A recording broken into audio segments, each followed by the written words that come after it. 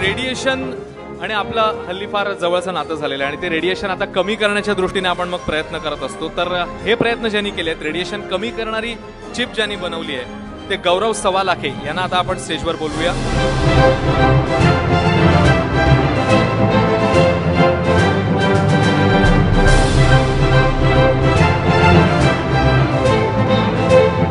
आता मी कठीण आहे, मात्र याच मोबाईलच्या रेडिएशन्स अर्थात लहरींमधून विविध प्रकारचे घातक रोग पसरू शकतात असा दावा वैद्यकीय तज्ज्ञांनी केलाय. मात्र यावरचा उपाय शोधल्याचा दावा नागपुरातल्या इंजिनियर गौरव सवालाखेनं केलाय.